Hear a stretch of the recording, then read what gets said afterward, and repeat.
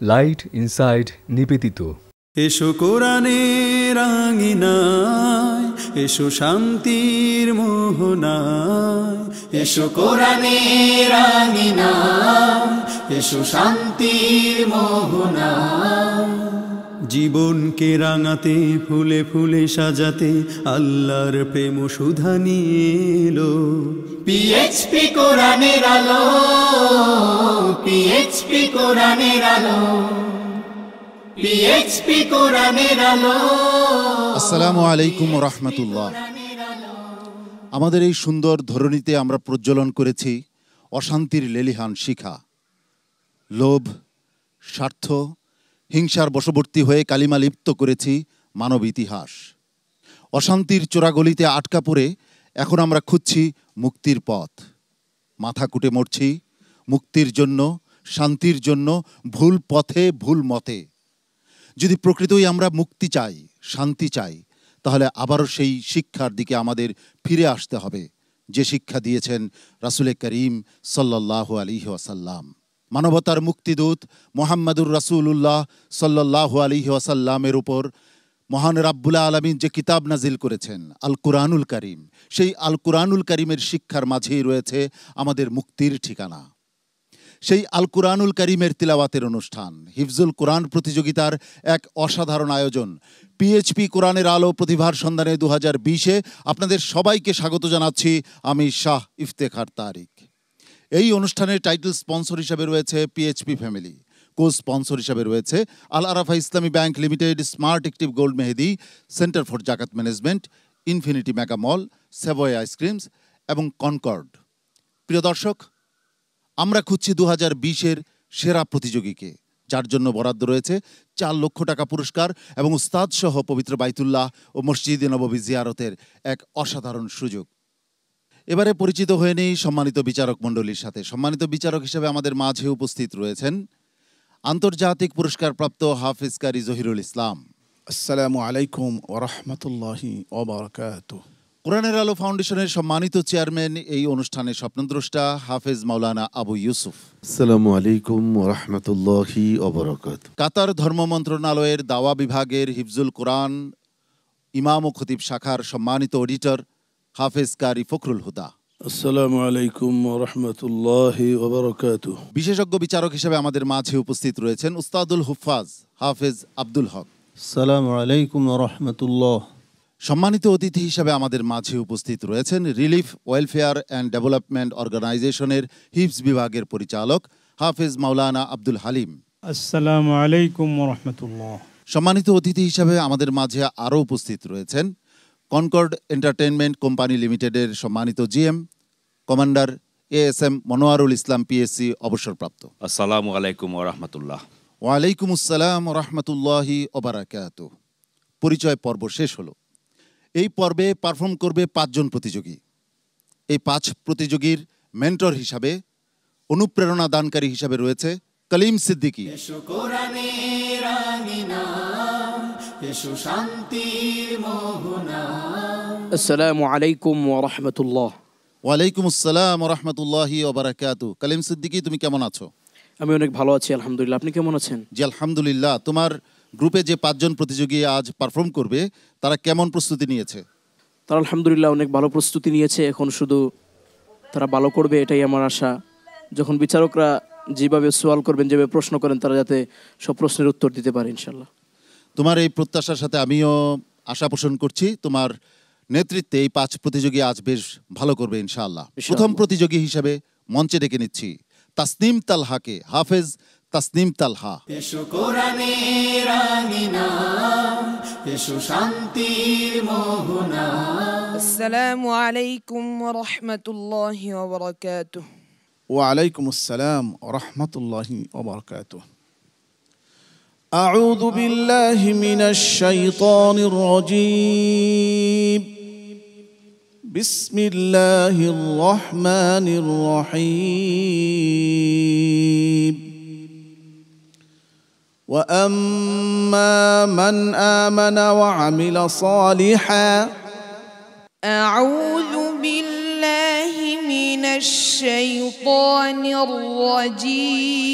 الرجيم. بسم الله الرحمن الرحيم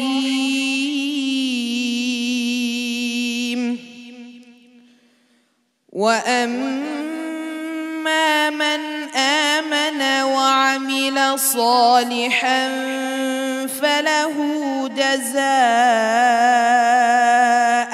الحسنى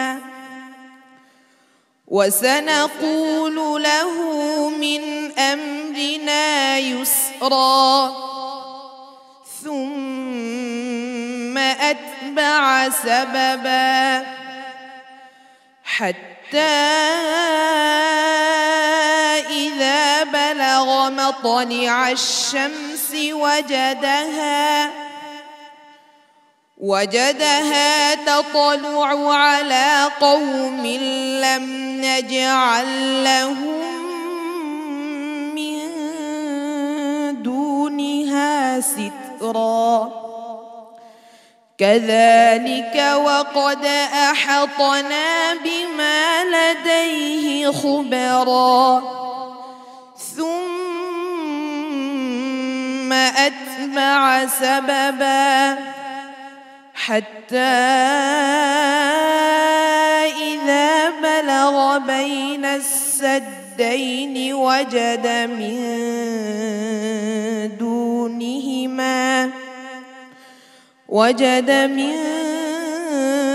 دونهما قوما لا يكادون يفقهون قولا قالوا يا ذا القرنين إن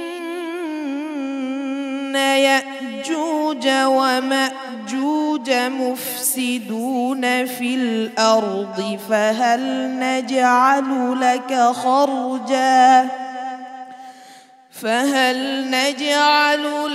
خرجا على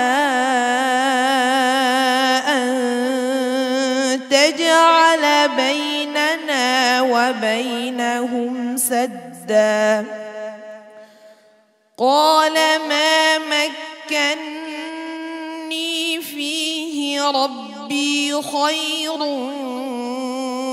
فأعينوني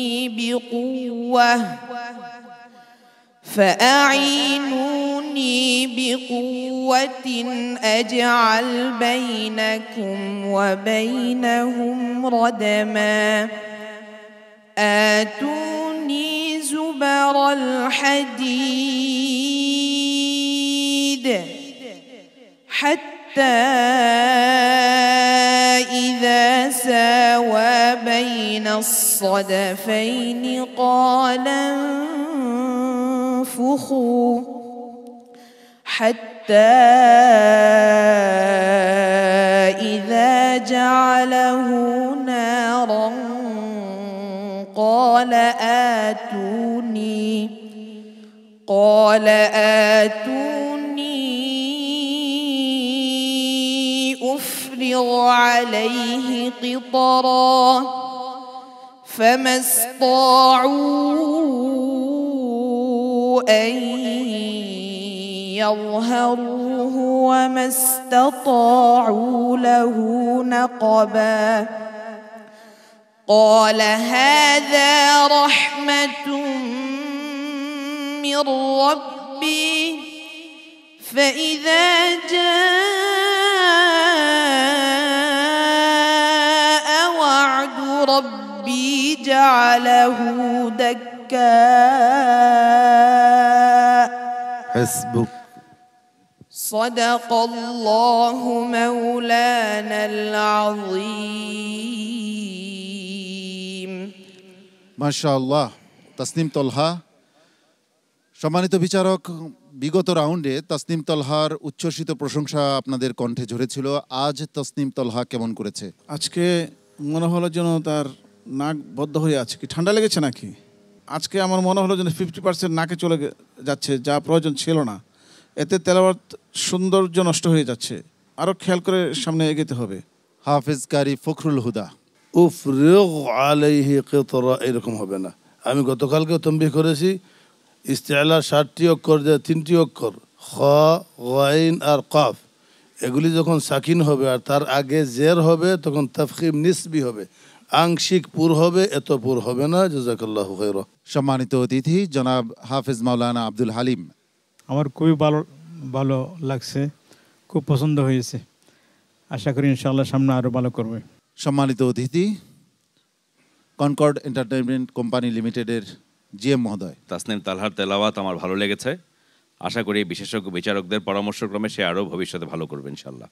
আপনার আশাবাদের সাথে আমিও কণ্ঠ মিলিয়ে বলতে চাই, তাসনিম তলহা এখানেই থেমে যাবে না, আরও সামনে এগিয়ে যাবে, আরও ভালো করবে ইনশাআল্লাহ। আসসালামু আলাইকুম ওয়া রাহমাতুল্লাহি ওয়া বারাকাতুহু। পিএইচপি কোরআনের আলো, পিএইচপি কোরআনের আলো প্রতিভার সন্ধানে 2020-এ আমরা খুঁজছি 2020-এর সেরা প্রতিযোগীকে, যার জন্য রয়েছে 4 লক্ষ টাকা এবং ওস্তাদ সহ পবিত্র বাইতুল্লাহ ও মসজিদে নববী জিয়ারতের অসাধারণ এক সুযোগ। দ্বিতীয় ও তৃতীয় স্থান অধিকারীর জন্য রয়েছে 3 লক্ষ টাকা ও 2 লক্ষ টাকা পুরস্কার, সেই সঙ্গে ওমরা পালনের সুযোগ। চতুর্থ থেকে দশম স্থান অধিকারী প্রত্যেকের জন্য রয়েছে 50,000 টাকা করে পুরস্কার। এই অর্থ পুরস্কারগুলো স্পন্সর করেছে বাংলা ক্যাট, ওমরা স্পন্সর করেছে পিএইচপি ফ্যামিলি। প্রথম, দ্বিতীয় ও তৃতীয় স্থান অধিকারীর ওস্তাদদের জন্য রয়েছে 3টি দ্রুতগামী পিএইচপি মোটরসাইকেল। প্রিয় দর্শক, হাফেজ কলিম সিদ্দিকীর নেতৃত্বে 5 জন প্রতিযোগী পারফর্ম করছে আজকের পর্বে। এবারে মঞ্চে ডেকে নিচ্ছি আশরাফুল ইসলামকে। হাফেজ আশরাফুল ইসলাম। এসো কোরআনের আঙিনা, এসো শান্তির মোহনা। আসসালামু আলাইকুম ওয়া রাহমাতুল্লাহি ওয়া বারাকাতুহু। وعليكم السلام ورحمة الله وبركاته. أعوذ بالله من الشيطان الرجيم. بسم الله الرحمن الرحيم. بلى من أوفى بعهده واتقى. أعوذ بالله من الشيطان الرجيم. بسم الله الرحمن الرحيم.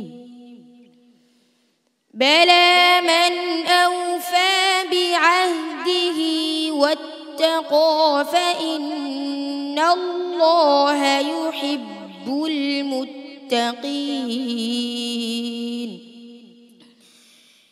إن الذين يشترون بعهد الله وأيمانهم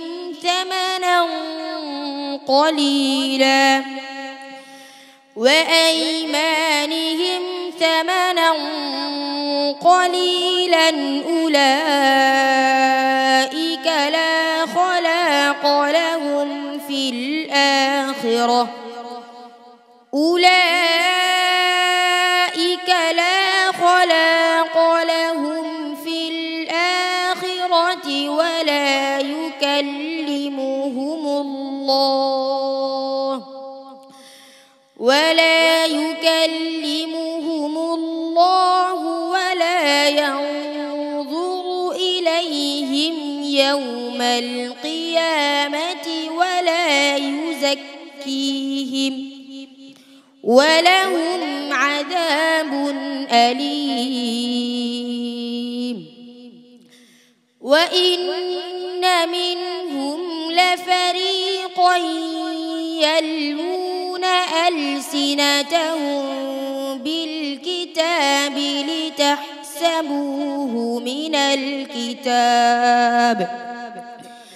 لتحسبوه من الكتاب ويقولون هو من عند الله وما هو من عند الله. এই আয়াতটা আবার বলো। لتحسبوه من الكتاب وما هو من الكتاب ويقولون هو من عند الله وما هو من عند الله ويقولون على الله الكذب وهم يعلمون ما كان لبشر أن يؤتيه الله الكتاب والحكم والنبوة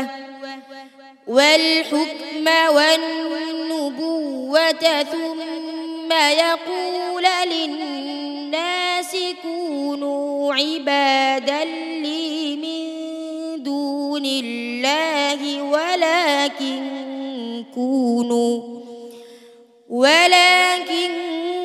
كونوا ربانيين بما كنتم تعلمون الكتاب وبما كنتم تدرسون ولا يأمركم أن تتخذوا الملائكة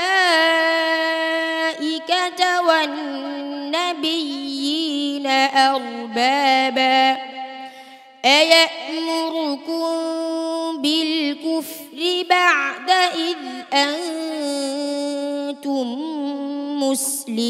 مسلمون وإذ أخذ الله ميثاق النبيين لما آتيتكم من كتاب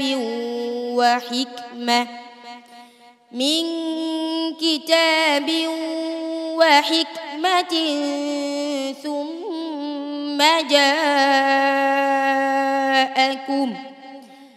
ثم جاءكم رسول مصدق لما معكم لتؤمنن به ولتنصرنه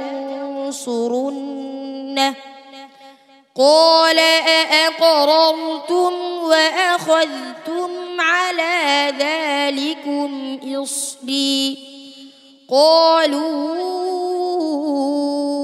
أقررنا قال فاشهدوا وأنا معكم من الشاهدين حسبك صدق الله العظيم মাশাআল্লাহ। প্রিয় দর্শক, মধ্য দুপুরে বটের ছায়ায় চৈতালি হাওয়া আমাদের হৃদয়কে যেমন প্রশান্ত করে দেয়, আমার হৃদয়কে তেমনি প্রশান্ত করে দিয়েছে আশরাফুল ইসলামের চমৎকার তিলাওয়াতের সুর। সে কতটুকু সঠিক করেছে, ভুল করেছে তা আমি জানি না, কিন্তু আমার হৃদয়কে জয় করেছে আশরাফুল ইসলাম। সম্মানিত বিচারক হাফেজ মাওলানা আবু ইউসুফ, আশরাফুল ইসলামের পারফরমেন্স কেমন ছিল? আশরাফুল ভালো তেলাওয়াত করেছে। সামনের যে আরও যে পর্বগুলো রয়েছে সেগুলো অত্যন্ত কঠিন, ঠিক আছে? তো সুতরাং সতর্কতার সাথে তোমাদের তেলাওয়াত করতে হবে। শেখ ফখরুল হুদা, সুন্দর তিলাওয়াত করেছো তুমি, তবে আমারও মনে হচ্ছিল গত পর্বে তোমার তিলাওয়াতটা এর চেয়ে আর একটু মজা পাচ্ছিলাম আমরা। কিছু আহকামের ব্যাপার তুমি শুরুতে একেবারে আউযু বিল্লাহ, কেন হামজা লম্বা হয়ে যায়, আদা মানে থেমে পিছন থেকে আসার ব্যাপার, এটা তোমার না, এটা প্রায় সবারই হয়ে থাকে অর্থ না জানার কারণে। এগুলি খেয়াল করবা, ইনশাল্লাহ ভবিষ্যতে আরো ভালো করবা। জাযাকাল্লাহু খায়রা। ওস্তাদ জি। জি আলহামদুলিল্লাহ, কোরআন কারিমের তেলাওয়াত তো সবারই ভালো সুন্দর, কিন্তু আজকে আশরাফুল ইসলামের খুব সতর্ক থাকা উচিত ছিল। চেষ্টা করে দেখা যাক আল্লাহ তাআলা তোমাকে কি করে। মোহতারাম অতিথি হাফেজ মাওলানা আব্দুল হালিম। মাশাআল্লাহ, তেলাওয়াত খুব চমৎকার। আমরা দোয়া করি ভবিষ্যতে যেন আরও ইয়াদ পাকা করতে পারে। আশরাফুল ইসলাম, সম্মানিত বিচারক মণ্ডলী, তোমাকে বেশ কিছু পরামর্শ দিয়েছেন, এগুলি খেয়াল রাখো, দেখা যাক কি হয়। অনেক অনেক শুভেচ্ছা তোমাকে। আসসালামু আলাইকুম ওয়া রাহমাতুল্লাহি ওয়া বারাকাতুহু। পিএইচপি কোরআনের আলো প্রতিভার সন্ধানে 2020-এ এবারে মঞ্চে ডেকে নিচ্ছি মিকদাদ আহমদকে। হাফেজ মিকদাদ আহমদ। আসসালামু আলাইকুম ওয়া রাহমাতুল্লাহি ওয়া বারাকাতুহু। ওয়া আলাইকুম আসসালাম ওয়া রাহমাতুল্লাহি ওয়া বারাকাতুহু। أعوذ بالله من الشيطان الرجيم بسم الله الرحمن الرحيم ذلك بأنهم كانت تأتيهم رسلهم بالبينات أعوذ بالله من الشيطان الرجيم بسم الله الرحمن الرحيم ذلك بأنهم كانت تأتيهم رسلهم بالبينات فكفروا فأخذهم الله إنه قوي شديد العقاب ولقد أرسلنا موسى بآياتنا وسلطان مبين إلى فرعون وهامان وقارون فقالوا ساحر كذاب فلما جاءهم بالحق من عندنا قالوا قتلوا أبناء الذين آمنوا معه واستحيوا نساءهم وما كيد الكافرين إلا في ضلال وقال فرعون ذروني أقتل موسى وليدع ربه إني أخاف أن يبدل دينكم أو أن يظهر في الأرض الفساد وقال موسى إني عذت بربي وربكم من كل متكبر ليوم الحساب আবার বলো وقال موسى إني عذت وقال موسى إني عذت بربي وربكم من كل متكبر لا يؤمن بيوم الحساب وقال رجل مؤمن من آل فرعون يكتم إيمانه أتقتلون رجلا أن يقول ربي الله وربكم আবার বলো وقال رجل مؤمن من آل فرعون يكتم إيمانه أتقتلون رجلا أن يقول ربي الله أن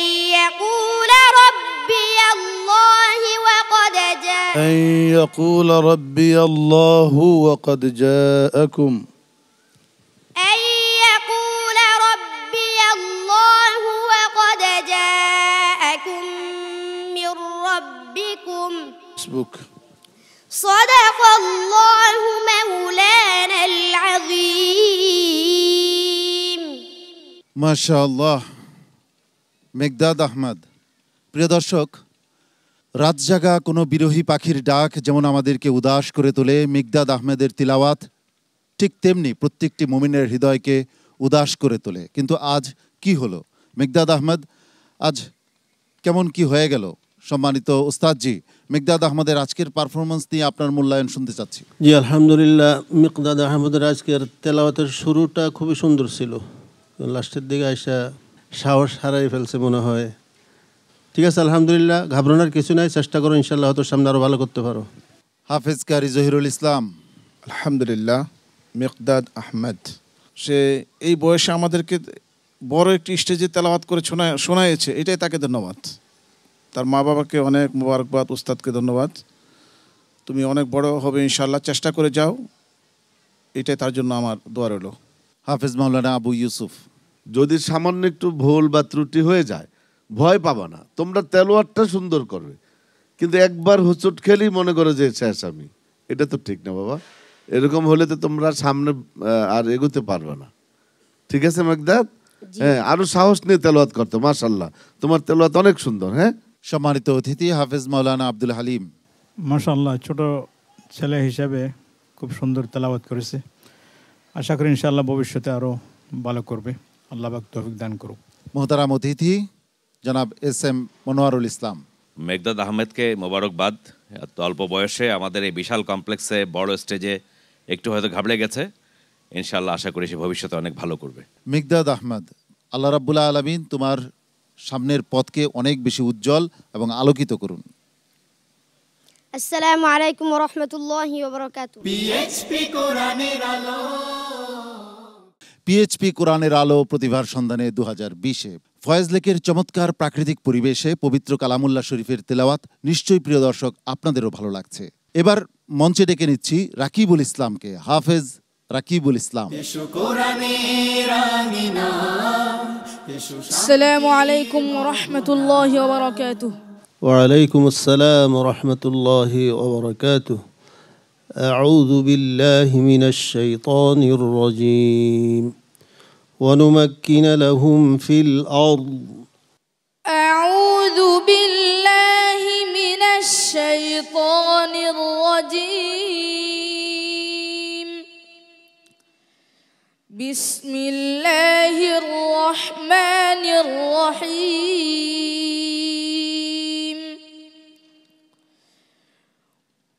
ونمكن لهم في الأرض ونري فرعون وهامان وجنودهما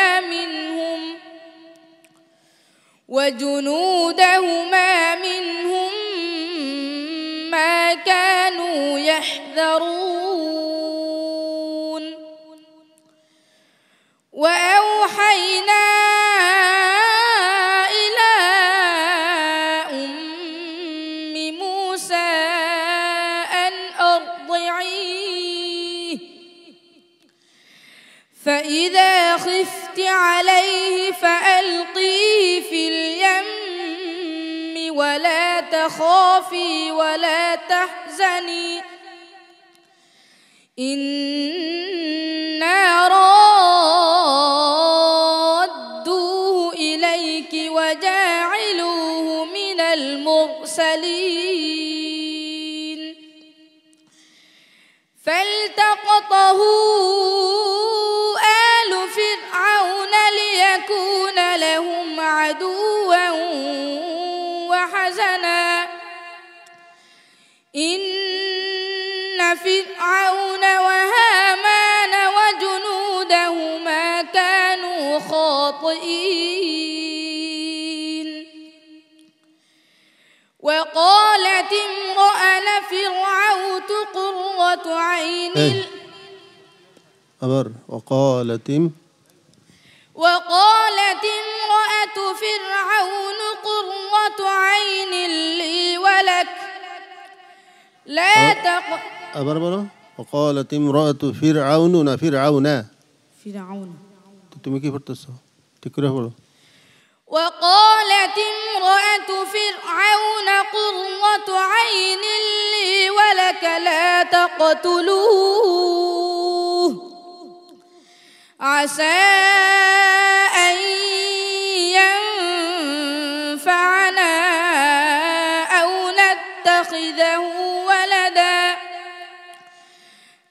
نتخذه ولدا وهم لا يشعرون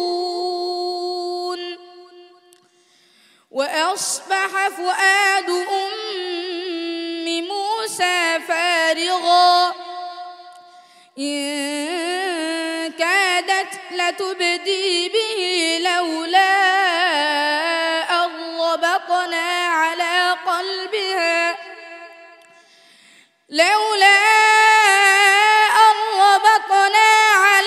قلبها لتكون من المؤمنين وقالت لأخته قصيه فبصرت به عن جنب وهم لا يشعرون حسبك صدق الله العظيم রাকিবুল ইসলাম, তোমার পারফরমেন্স কেমন হলো সম্মানিত বিচারক মণ্ডলী নিশ্চয়ই বলবেন।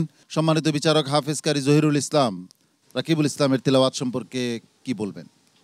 জি আলহামদুলিল্লাহ, তেলাওয়াত সুন্দর ডেলিভারি দেওয়ার জন্য সে চেষ্টা করেছে অনেক। আমরা যতটুকু পেয়েছি, প্রত্যাশা তো পূরণ হয়নি, তো সে চেষ্টা করেছে। ইনশাল্লাহ আশা করি ভবিষ্যতে সে অনেক মেহনত করে সে যোগ্যতা অর্জন করবে এবং আন্তর্জাতিক হাফেজ মান অর্জন সে নিজের মধ্যে করবে। হাফেজ মাওলানা আবু ইউসুফ, যখনই একজনের একটু প্রবলেম হয় আর বাকিরা সবাই কিন্তু খুব ভয় পেয়ে যায় যে আমার জন্য আজকে কি হবে, তো সেটা যাতে না হয় তোমাদের সামনের পর্বগুলোতে, ঠিক আছে? হ্যাঁ, আত্মবিশ্বাসটা একটু বেশি রাখতে হবে, ঠিক আছে রাকিবুল? ইনশাআল্লাহ ইনশাআল্লাহ। শেখ ফখরুল হুদা, ধন্যবাদ। রাকিবুল ইসলামকে মাশাআল্লাহ সুন্দর তেলাওয়াত করেছো। আজকের দিনটা সত্যি কেন যেন সবার কেউ সুবিধা করতে পারতেছো না, তবে এটা এই কথা প্রমাণ করে না যে তোমরা ভালো হাফেজ না। তোমরা যদি ভালো না হতে তাহলে সারা দেশের হাফেজদেরকে পিছিয়ে ফেলে তোমরা এ পর্যন্ত আসতে না। আল্লাহ পাক আগামীতে আরো ভালো করে তৌফিক দান করুন। জাযাকাল্লাহু খায়রা। মাওলানা আব্দুল হালিম, ছেলেরা আসলে তেলাওয়াত ভালোই করতেছে, হয়তো ইয়াদও ভালোই আছে, তো সময়ে সময়ে একটু উল্টাপাল্টা হয়ে যেতে পারে, এটা স্বাভাবিক। আমরা আশা করব ভবিষ্যতে যেন তারা আরও ভালো করে। রাকিবুল ইসলাম, তোমার জন্য শুভকামনা রইল, দেখা যাক ফলাফল কি আসে। অনেক অনেক শুভেচ্ছা তোমাকে। আসসালামু আলাইকুম ওয়া রাহমাতুল্লাহি ওয়া বারাকাতুহু। জ্বলে ওঠো কোরআনের মহিমায়। পিএইচপি কোরআনের আলো প্রতিভার সন্ধানে 2020-এ প্রিয় দর্শক, আমরা খুঁজছি 2020-এর সেরা প্রতিযোগীকে, যার জন্য রয়েছে 4 লক্ষ টাকা পুরস্কার এবং উস্তাদ সহ পবিত্র বাইতুল্লাহ ও মসজিদে নববী জিয়ারতের এক অসাধারণ সুযোগ। আজকের পর্বের সর্বশেষ প্রতিযোগী হিসাবে মঞ্চে ডেকে নিচ্ছি রাইহানুল ইসলামকে এবং আশা করছি অন্যদের চাইতে চমৎকার পারফরমেন্স দিয়ে, অন্যদের চাইতে ভালো পারফরমেন্স দিয়ে বিচারকদের হৃদয়কে প্রশান্ত করবে। এসো কোরআনের আঙিনা, এসো শান্তির মহল। আসসালামু আলাইকুম ওয়া রাহমাতুল্লাহি ওয়া বারাকাতুহু। ওয়া আলাইকুম আসসালাম ওয়া রাহমাতুল্লাহি ওয়া বারাকাতুহু। من قوله تعالى قل لا أجد فيما أوحي إلي محرما. أعوذ بالله من الشيطان الرجيم. بسم الله الرحمن الرحيم. قل لا أجد فيما أوحي إلي محرما على طاعم يطعمه إلا أن يكون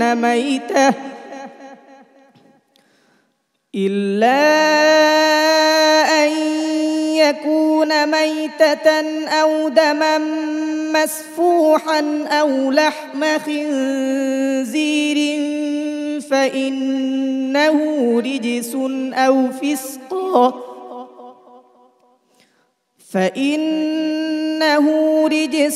أو فسقا أهل لغير الله به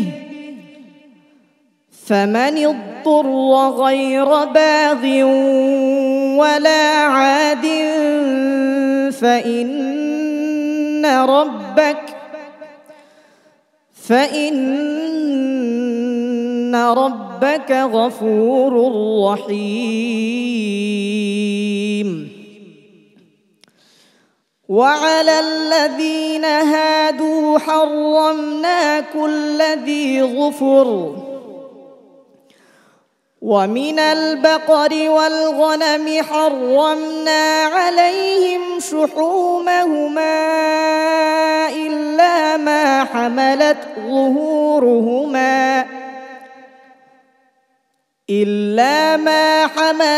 ظهورهما أو الحوايا أو ما اختلط بعظم ذلك جزيناهم ببغيهم وإنا لصادقون فإن كذبوك فقل ربكم ذو رحمة واسعة ولا يرد بأسه عن القوم المجرمين حسبك صدق الله مولانا العظيم মাশাআল্লাহ। রায়হানুল ইসলামের পারফরমেন্স আজ কেমন ছিল উস্তাদজি? লা আহসান্ত, হাইয়াকাল্লাহ, বারাকাল্লাহ ফিক, জাযাকাল্লাহ। আমিন। আলহামদুলিল্লাহ, আল্লাহ তাআলা তোমার এই প্রতিভাকে আরো বৃদ্ধি করুন। তোমার কুওয়াতে হাফেজা অর্থাৎ স্মরণ শক্তি আল্লাহ তাআলা আরো অনেক বেশি বৃদ্ধি করিয়ে দেন। তোমার হুসনে সৌতকে আরো বৃদ্ধি করেন। আমিন আমিন। সম্মানিত বিচারক হাফেজ কারি জহিরুল ইসলাম, আজকে তার সঙ্গী সাথী যারা তেলাওয়াত করেছে তাদের চেয়ে ভালো হয়েছে। তবে আজকে যেই পর্বে আমরা পদার্পণ করছি সেই পর্ব অনুযায়ী তেলাওয়াত আমি পাইনি। মান আরও উচ্চমান হওয়ার প্রয়োজন ছিল। কেন যে কি হলো আমি জানি না, তো দেখো কি হয় ইনশাআল্লাহ। জি, সম্মানিত বিচারক হাফেজ মাওলানা আবু ইউসুফ। ধন্যবাদ রায়হানুল ইসলামকে, ভালো তেলাওয়াত করেছে। এগিয়ে যাও, আল্লাহ তোমার মঙ্গল দান করুন। মোহতারাম ফখরুল হুদা। জি, ধন্যবাদ রায়হানুল ইসলাম। তোমার সাথী বাকি চারজনের তেলাওয়াত শুনে যতটা হতাশা হয়েছিলাম তা অনেকটা লাঘব হয়েছে তোমার তেলাওয়াতে। যেমনটা আমার সম্মানিত উপস্থাপক কামনা করেছিলেন, আমিও মনে মনে কামনা করেছিলাম, আমার মতে তুমি তেমনটা করতে পারছো, যদিও আরো ভালো করা উচিত। জাযাকাল্লাহু খায়রা। মোহতারাম এস এম মনোয়ারুল ইসলাম, আপনার অনুভূতি শুনতে যাচ্ছি। হ্যাঁ, মাশাআল্লাহ, আমার খুব ভালো লেগেছে সর্বশেষ তেলাওয়াত এই গ্রুপের। রায়হানুল ইসলাম চমৎকারভাবে টেনে দেওয়ার চেষ্টা করেছে। আল্লাহ তাআলা তাদেরকে আরো ভালো করার তৌফিক দান করুন। আমিন। সবাই আমার জন্য দোয়া করবেন। আসসালামু আলাইকুম ওয়া রাহমাতুল্লাহি ওয়া বারাকাতুহু। পিএইচপি কোরআনের আলো, পিএইচপি কোরআনের আলো। আজকের পর্বের 5 জন প্রতিযোগী ইতোমধ্যেই আপনাদের সামনে তিলাওয়াত উপস্থাপন করেছে। তাদের মধ্য থেকে 3 জনকে বিচারক মণ্ডলী বেছে নিয়েছেন পরবর্তী রাউন্ডের জন্য, আর 2 জন বিদায় নেবে। কাদেরকে বেছে নেওয়া হয়েছে আর কারা বিদায় নিচ্ছে তা জানাবার পূর্বে আমি 5 প্রতিযোগীকে আমার কাছে ডেকে নিচ্ছি। তোমরা চলে এসো আমার কাছে। এসো কোরআনের আঙিনা, এসো শান্তির মোহনা। আমার বায়ে রয়েছে তাসনিম তলহা, তারপর রয়েছে আশরাফুল ইসলাম, ডানে রয়েছে মেকদাদ আহমদ, তারপর রয়েছে রাকিবুল ইসলাম এবং সর্বশেষে রয়েছে রায়হানুল ইসলাম। সর্বোচ্চ নম্বর নিয়ে যে যাচ্ছে পরবর্তী রাউন্ডে তার জন্য রয়েছে স্মার্ট অ্যাক্টিভ গোল্ড মেহেদির পক্ষ থেকে একটি আকর্ষণীয় গিফট হ্যাম্পার। সর্বোচ্চ নম্বর নিয়ে পরবর্তী রাউন্ডে চলে যাচ্ছে সুনামগঞ্জের সন্তান রায়হানুল ইসলাম। হাফেজ রায়হানুল ইসলামকে অনেক অনেক অভিনন্দন। তোমার জন্য স্মার্ট অ্যাক্টিভ গোল্ড মেহেদির গিফট হ্যাম্পারটি নিয়ে আসছে আব্দুল্লাহ আল জায়েদ।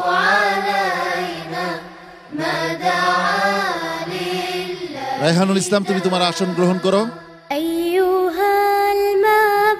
বাকি রয়ে গেল 4 জন। এই 4 জনের মধ্যে পরবর্তী রাউন্ডে চলে যাচ্ছে তাসনিম তলহা, নেত্রকোনার প্রতিযোগী তাসনিম তলহা, তোমাকে অভিনন্দন। তুমি চলে যাও তোমার আসনে। বাকি রয়ে গেল 3 জন। আশরাফুল ইসলাম, মেঘদাদ এবং রাকিবুল ইসলাম এই পর্ব থেকে বিদায় নিচ্ছে রাকিবুল ইসলাম। রাকিবুল ইসলাম, তোমার জন্য অনেক সমবেদনা। তুমি এই পর্ব থেকে বিদায় নিচ্ছ। তোমার জন্য রয়েছে 10,000 টাকা মূল্যমানের চেক এবং রহিম আফরোজ আগরার গিফট বক্স। বাকি রয়ে গেল মেঘদাদ এবং আশরাফুল ইসলাম। এ দুজনের মাঝে একজন যাবে পরবর্তী রাউন্ডে, আর একজনকে বিদায় নিতে হবে। আশরাফুল ইসলাম, অনেকগুলো পর্ব তুমি পেরিয়ে এসেছ, বিচারকদের হৃদয়কে জয় করেছ। আজ তুমি চলে যাচ্ছ পরবর্তী রাউন্ডে। আশরাফুল ইসলামকে অনেক অনেক অভিনন্দন। আশরাফুল ইসলাম, তুমি পরবর্তী রাউন্ডে চলে যাচ্ছ। তুমি তোমার আসন গ্রহণ করো। আর মেঘদাদ আহমদ, এই মেঘদাদ আহমদ আজ আমাদের মধ্য থেকে বিদায় নিচ্ছে। অনেক অনেক সমবেদনা মেঘদাদ আহমেদের জন্য। মেঘদাদ আহমদ এবং রাকিবুল ইসলাম, তোমরা তোমাদের গিফট জোনে গিয়ে দাঁড়াও। তোমাদের জন্য আমাদের ভালোবাসা রইল। প্রিয় দর্শক, নিশ্চয়ই আপনারাও তাদের জন্য দোয়া করবেন, তারা যেন আরো অনেক সফলতা অর্জন করতে পারে। তোমরা তোমাদের গিফট জোনে গিয়ে দাঁড়াও।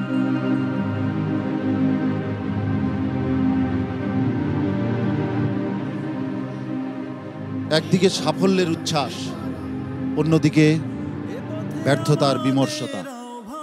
এর মধ্য দিয়ে এগিয়ে যাচ্ছি আমরা খুঁজছি 2020-এর সেরা প্রতিযোগীকে। দেখতে দেখতে আজকের পর্বে একেবারে শেষ প্রান্তে এসে উপনীত হয়েছি। এবার বিদায়ের পালা। আগামীকাল একই সময়ে আপনাদের প্রিয় স্যাটেলাইট চ্যানেল এনটিভির পর্দায় পিএইচপি কোরআনের আলো প্রতিভার সন্ধানে দেখার আমন্ত্রণ জানাচ্ছি। আল্লাহ রাব্বুল আলামিন আপনাদের সবাইকে ভালো রাখুন, সুস্থ রাখুন, এই প্রত্যাশায় আমি শাহ ইফতেখার তারিক এখানেই বিদায় নিচ্ছি। আসসালামু আলাইকুম ওয়া রাহমাতুল্লাহি ওয়া বারাকাতুহু।